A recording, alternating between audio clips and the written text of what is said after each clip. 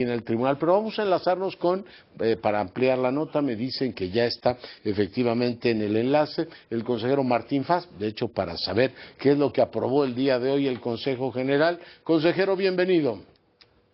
Leonardo, un gusto saludarte, buenas noches a ti y al auditorio. Pues cuéntele al auditorio qué es lo que han aprobado. Había un proyecto, efectivamente, el comité que lleva estos temas, hoy fue efectivamente sometido ahí en la herradura de la democracia. Cuéntenos qué han dispuesto. Pues fundamentalmente el tema de hoy fue la fiscalización, ¿sí? Y esta fiscalización son tanto los reportes de ingresos y gastos que se realizaron durante las campañas al Poder Judicial, así como también una serie de quejas en materia también de fiscalización que se presentaron por diversos asuntos, muy particularmente el tema, el consabido, el tema de los acordeones. Entonces, hoy lo que se definieron fueron cuáles son las sanciones a las que fueron merecedores y merecedoras todos y todas las aspirantes, tanto quienes ganaron como quienes no ganaron en un momento dado. Entonces, eso fue fundamentalmente lo que se resolvió hoy. Las multas. ¿Cuál es el fundamento de la sanción? ¿Por qué lo sancionaron y a cuánto asciende la sanción, consejero? Por ejemplo, para el caso de los acordeones en específico, se sancionó por el hecho de que resultaron beneficiados por estos acordeones, aunque no se logró hasta el momento, todavía se conserva una investigación de oficio. No se logró saber quiénes los produjeron, quiénes los imprimieron, pero sin embargo lo que sí sabemos es que fueron beneficiados estas personas ganadoras por estos acordeones y por lo tanto se sanciona el beneficio que les resultó al haber aparecido en estos acordeones. Ahí estamos hablando de multas que varían, porque si bien la multa podía ser hasta por el 10% de los topes de campaña que se habían establecido, también hay que individualizarla en conformidad a los ingresos que tienen, y entonces ahí varían las multas. Para el caso de la Suprema Corte de Justicia de la Nación, quien recibe más multas es Loretta Ortiz Alf. Ella en total son 255,017 pesos. Luego después está... Esquivel, 190,000. Exactamente, Yasmín Esquivel con 190,000. Después está Sara Irene Herrerías Guerra con 138,000. Después María Estela Ríos González con 125,000. Luego Giovanni Azael Figueroa Mejía con 94,000, y así van hasta quien menos, es el caso de Irving Espinosa Betanzo, que es de 79,198.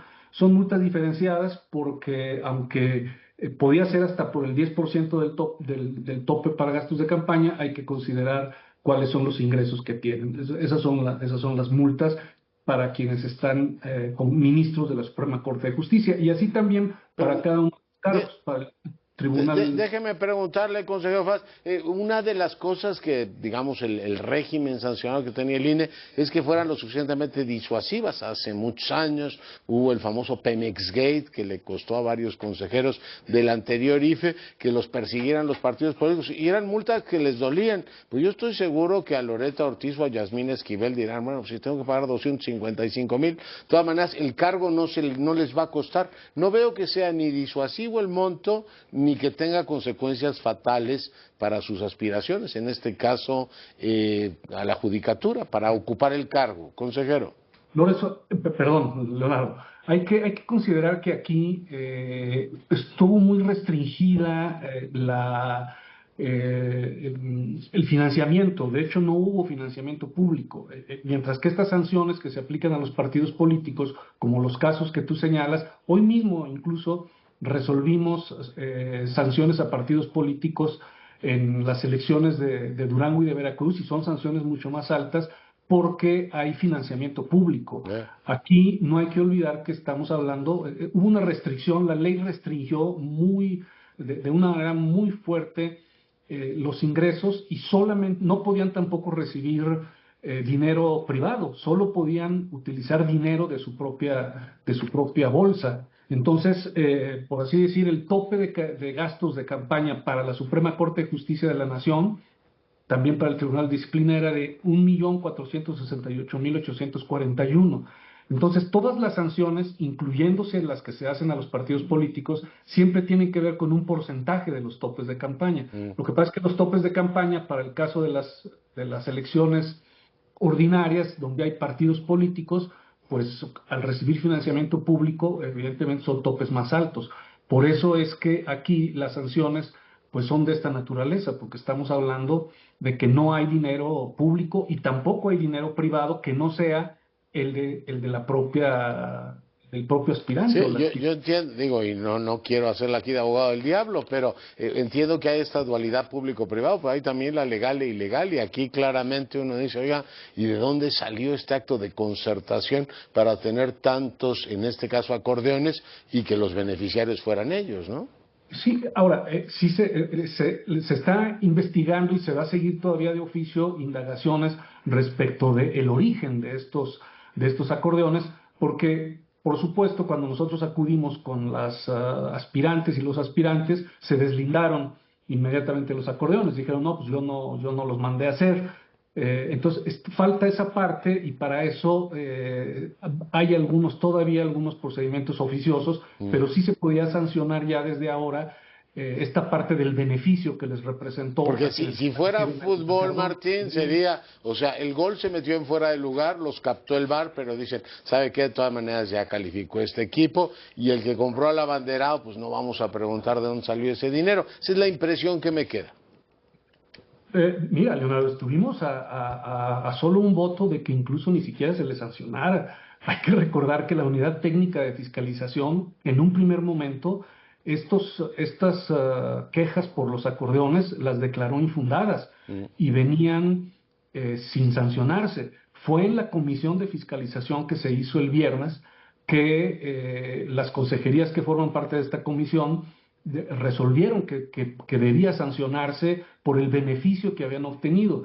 Y hoy la votación fue de 6-5, es decir, estuvimos a un voto de que no se les sancionara, incluso como era la propuesta original de la Unidad Técnica de Fiscalización. De tal forma que efectivamente son sanciones que no son comparables a las sanciones que se hacen a los partidos políticos, pero es que los parámetros para establecer estas sanciones pues sí son bien distintos por la naturaleza tan distinta del financiamiento, que mientras los partidos políticos reciben financiamientos públicos y también privados, porque les pueden dar un financiamiento sus militantes o donadores hasta ciertos límites, en este caso no había, fue muy restrictivas estas campañas en ese sentido. Pero qué bueno que nos lo recuerda, porque ha habido efectivamente esa atención, pero ahí está parte de esa historia. Consejero, le agradezco mucho que haya estado esta noche con nosotros. Un gusto, Leonardo. Gracias, Martín Faz, consejero del INE. Y ahí está la historia, dirán, pues despeinados, yo pago 250,000 pesos de multa, voy a ser ministro de la Suprema Corte.